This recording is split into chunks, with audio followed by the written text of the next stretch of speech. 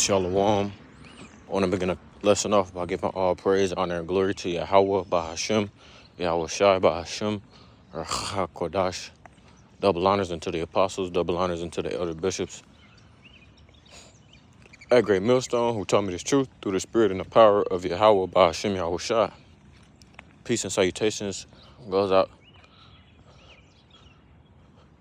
to the brothers out here pushing this truth, the 100% truth out there in the highways and the byways, the Akim, as well as you few sisters out there listening and learning. The Aqua to you also, I say Shalom. It is your brother, Ratazaka Bar, back with another lesson through the spirit, man. And this one really gonna be through the spirit. I can't really think of no type of topics that I want to specifically talk about concerning the truth, man. And just want to do a little walk and talk, before the sun goes down, as you all can see. It's looking nice and beautiful. So just with that, man. There's a lot of things going on right now. A lot of things going on in the world. The times that we're in, it's uncertain, right? We know that we have a few more prophecies that have to come to pass, but there's no telling how they're going to be fulfilled or taken out, right? It's it's no better time to be alive than right now. And I mean that. There's no better time to be alive. We're about to witness, like we always say, something that has never been seen on the earth, ever, right? I'm gonna go ahead and get that. Just flowing through the spirit, man, seeing where the spirit takes me. Not necessarily a basis or anything like that going on with this lesson. We just want to talk, walking, and talk with you all to see where the spirit takes me, where my mind is right now. That's pretty much it. So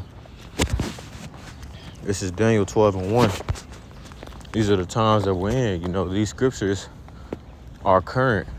They are true to the things that are going on in the world right now, right?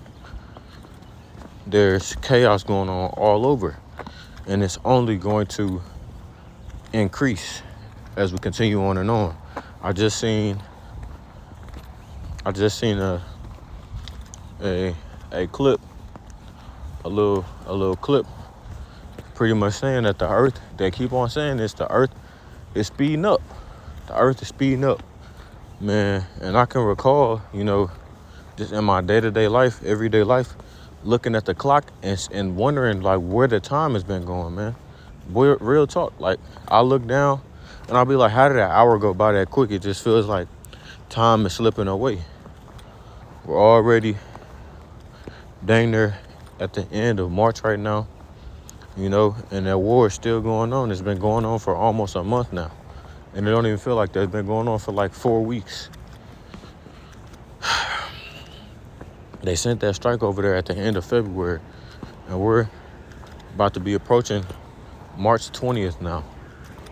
So we're in the third or fourth week of this damn war.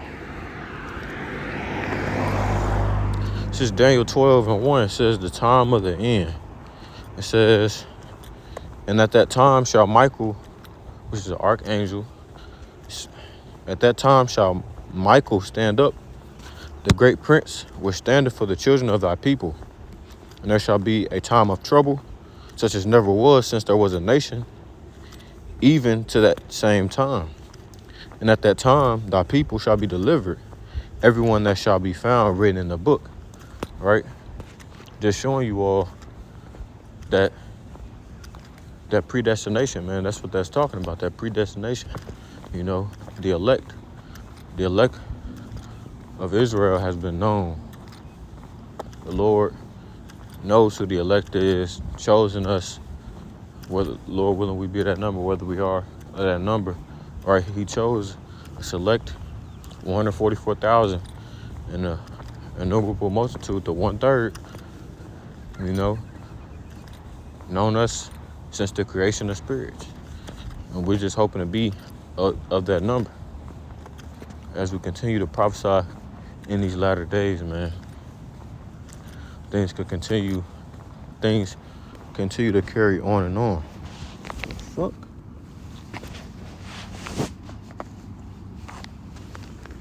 Oh, it's lucky. So, as these things continue to carry on and on, we must build our faith, build our trust in Yahweh Hashem Yahushua. I was talking to my cousin the other day, and he pretty much was asking me, he asked me, he said, what's your 10-year plan, right? He's asking me, he's like, well, what's your 10-year plan? I said, if I'm being honest, man, I don't even think this place is gonna last 10 years. And he said to me, man, he was like, I don't think so either, right? As you can see, military helicopters flying over once again. This is Huntsville is just swarming with military presence. They moved the Space Force here. Cash Patel moved 50 plus FBI agents here within the past year or so. So constantly, man, seeing those things. I used to see them last year, like every day, like literally flying at the same time every day last year. Like 2024, 2025. Every day I would see them fly around the same time. But going back to my point, man, he's looking into cybersecurity, the same one I was telling y'all about, who was saying he's about to go to Bahrain. And I want to say the next day I had talked to him, the United States sent out strikes on Iran. He was supposed to go to Bahrain. He's trying to, work in the government doing cybersecurity and all that shit, which we know that those type of jobs are going to be overrun by AI. So these people who are going to school for that shit, he already knows this though, that his job most likely is going to be non-existent very soon. Nonetheless though, man, worldly people,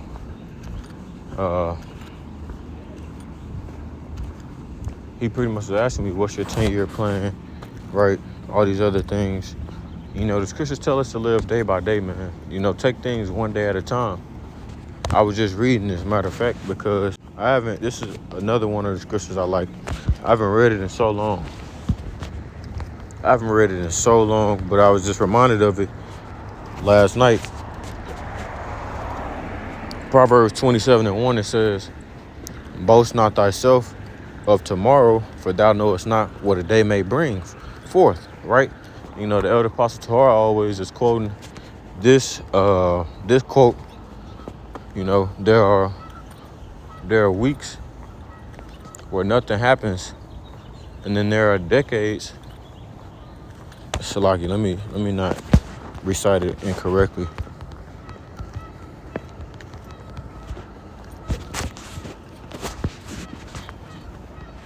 There are decades where nothing happens, and there are weeks where decades happen, right? He always is telling us, you miss a day, you miss a lot. You miss a day, you miss a lot. You miss a day, you miss a lot. He always says that, man. Telling us to pay attention and stay keen on what's going on in the world. But you never know what a day may bring forth, man. A lot can happen in a day. Man. So the fact that you have people out here who are saying, oh, what's your 10-year plan? What's your 5-year plan? What's your 20-year plan? Man, you don't even know if we're going to make it to tomorrow, man. Tomorrow's not guaranteed, right? You can plan for these things, but what justice is it going to do? It's not guaranteed, man. And, as the scriptures say, whenever you build something, you never know who you're leaving it for. You could spend your whole life trying to build up these riches. Spend your whole life trying to get this and that. And once you're going off the earth, because you can't take that stuff with you in the afterlife. You don't know who is left to, what they're going to do with it, whether they use it for good or whether they use it for evil. You can never be comfortable, man. You can never be comfortable. You always got to be comfortable with the uncomfortable. Those are the times that we're in right now. Being uncomfortable with the uncomfortable. Shit could go down at any moment in time. Are you going to be ready? That's the question. Are you gonna be ready? Should go down at any time. Are you gonna be ready? When you going home? You know I gotta work, man. Yeah, man, you miss a day, you miss a lot. So lucky I was interrupted by one of the officers.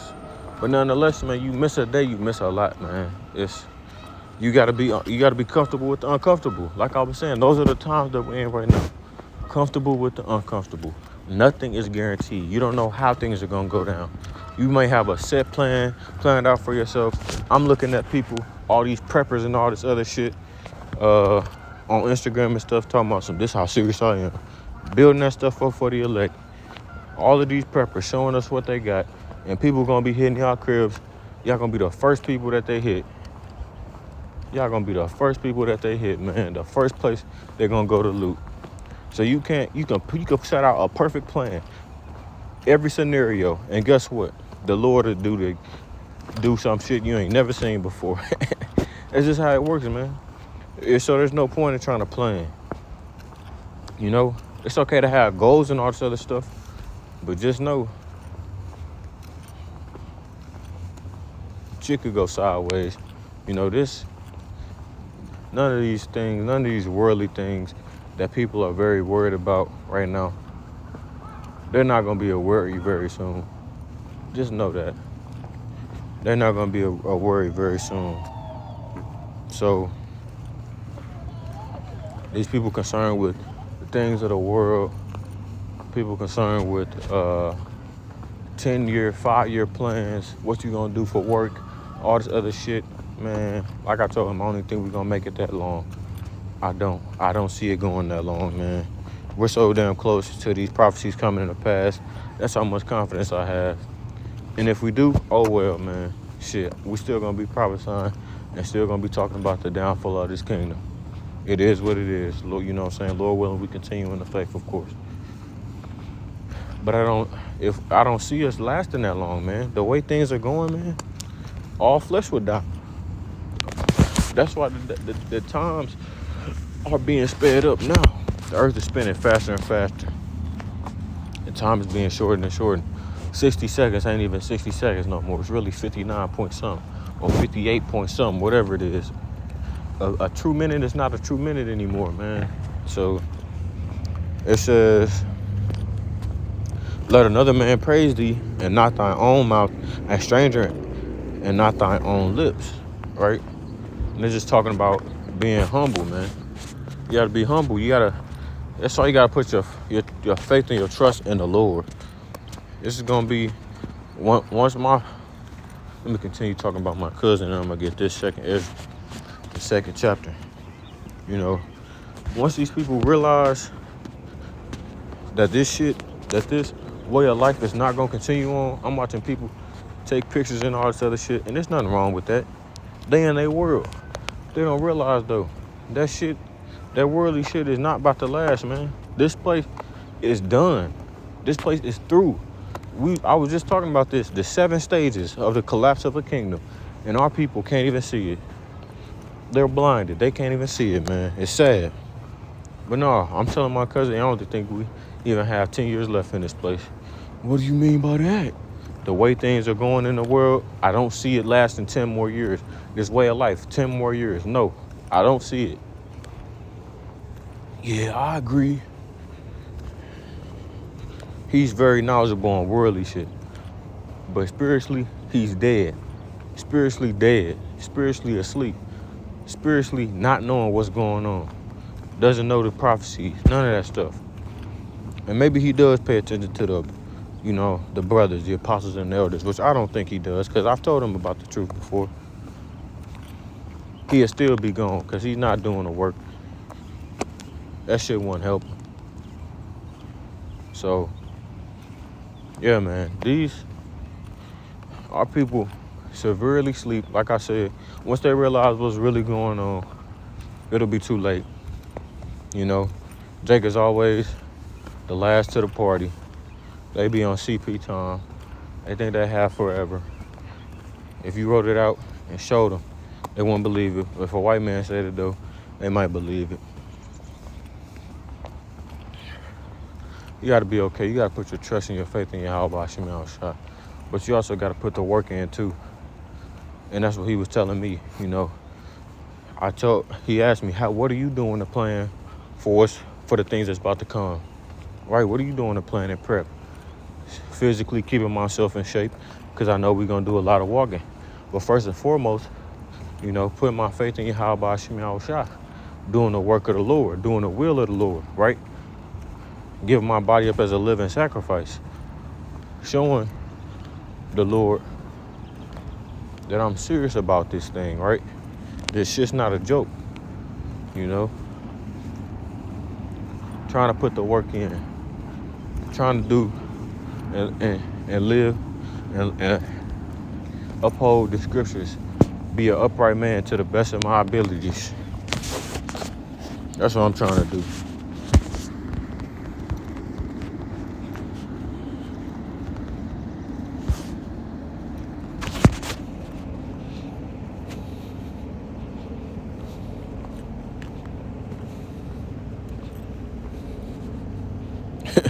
This is a beautiful Job 12:4. This don't have nothing to do with what we're talking about.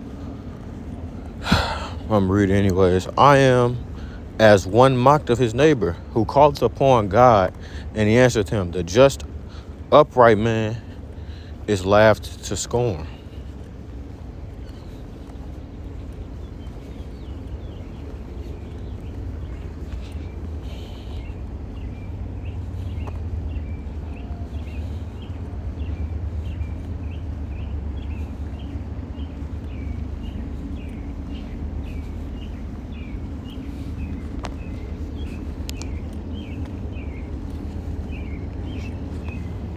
But nah, so I can just getting a little distracted.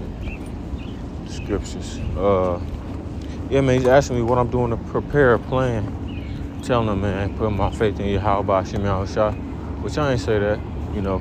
This nigga don't know the truth. He knows the names of the Lord. There ain't no point in telling him again. It's no point in me repeating myself to these damn Christians. Putting my faith and my trust in the Lord. What you doing? Relying on worldly shit?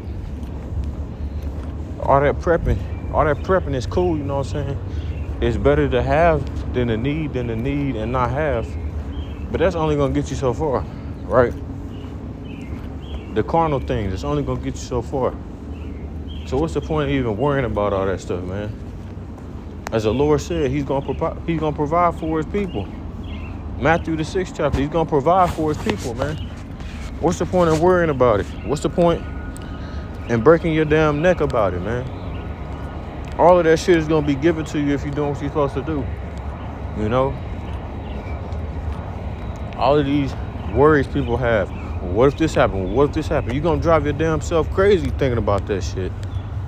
All honesty, man. You're gonna drive yourself crazy trying to think about what this outcome gonna be, how this gonna go, how that's gonna go. All this other shit, man. You know? Just accept that these things are gonna come to pass and deal with it when it gets there. Right? Deal with it when it's in your face, man. It's our best advice I can give you. But no, I told him that. He's like, well, you can do that. But you know, pretty much saying that faith without works is dead. Nigga, do you know who you talking to? Literally talking to a prophet of the Lord, right? The Lord willing of the elect. He don't even know that. He don't know his cousin is a prophet. He don't know his cousin is a messenger. That I know these things. Faith without works is dead, right? You gotta want it, go and get it. It ain't just gonna be handed to you on a silver platter.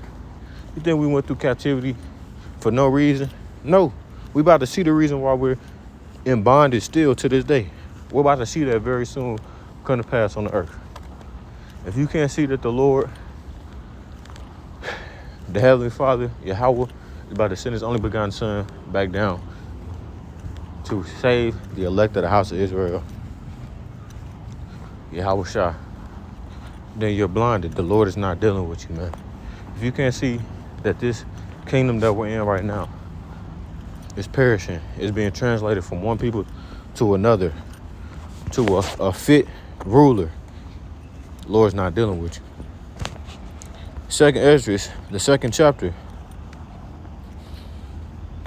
the 13th verse says, go and ye shall Receive, pray for a few days unto you, that they may be shortened. The kingdom is already prepared for you. Watch, right? The kingdom is already prepared for you. These days will be shortened, right? For the elect's sake. If they weren't shortened, no flesh would be saved. No flesh will be saved, man. We all die. This kingdom is unfit for people to live in.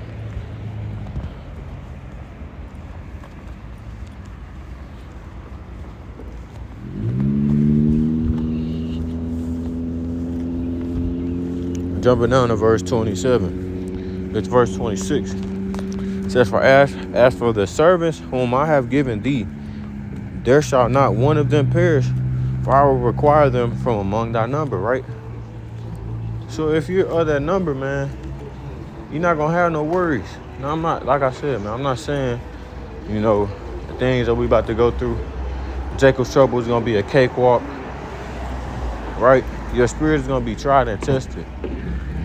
Your spirit is going to be tried and tested, man. But best believe, we going to be in a better case than the rest of the jakes out here, than these other niggas out here, than these niggas who are willingly deceiving the house of Israel and the 2/3. The 2/3 are cooked. They're going to be going through hell in Jacob's trouble. Be not weary, for when the day of trouble comes, so like it, be not weary, for when the day of trouble and heaviness cometh, others shall weep and be sorrowful. They're going to be crying, right? These people who are enjoying this way of life, these people who are over here who are living in wickedness, get to do whatever the fuck they want to do. They don't have to take accountability for any type of thing they do over here, right?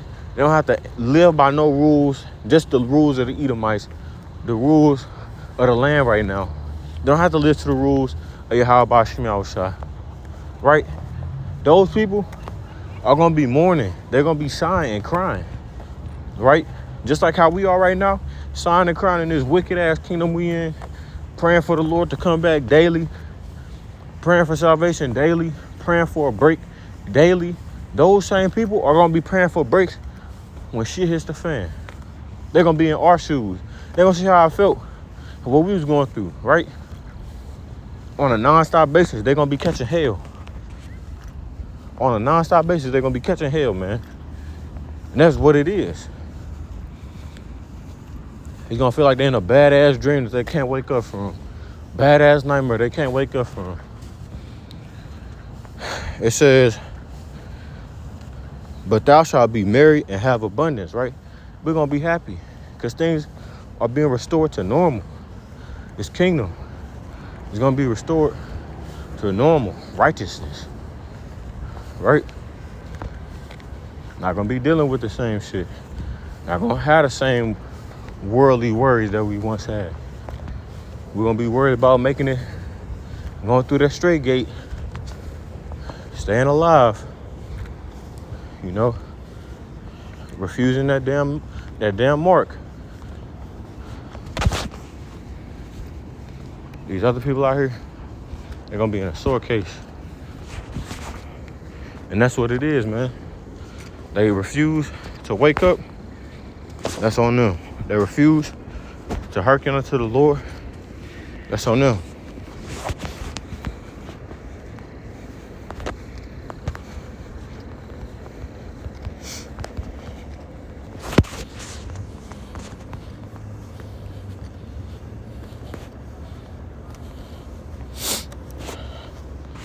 Hosea, the 4th chapter, the 5th verse, it says, therefore shalt thou fall in the day, and the prophet also shall fall with thee in the night, and I will destroy thy mother. My people are destroyed for lack of knowledge. Because thou hast rejected knowledge, I will also reject thee, that thou shalt be no priest to me. Seeing thou hast forgotten the law of thy God, I will also forget thy children. And I'm going through it a little bit. I'm breathing a little hard on this walk because I just walked up a big ass hill. And I'll be back to my destination shortly. But our people are going to be destroyed for lack of knowledge, man. They disregard knowledge. They only care about the wicked things the wicked deeds. What can I do? They don't consider the Lord at all. They learned that shit from their damn daddies. Esau, Edom. The sons of wickedness. The ones who were born with that shit. Our people learned it. It's okay though, man. The Lord is gonna destroy these people. He's gonna destroy this place. This place is gonna go up in flames. And it's only gonna take the Lord an hour to do it. You know how magnificent that is? You know how cold that is? All of the things that the Edomites have been building, and they've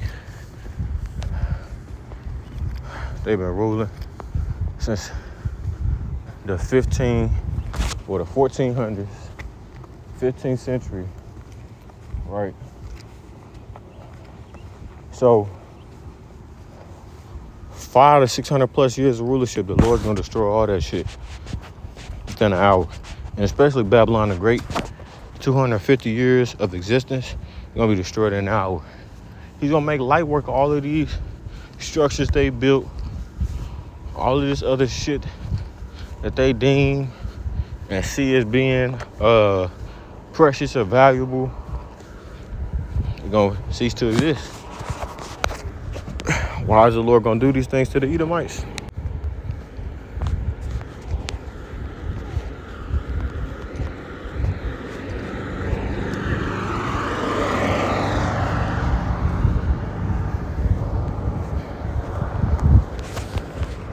Isaiah 34 and 8. Matter of fact, let's go ahead and split this screen.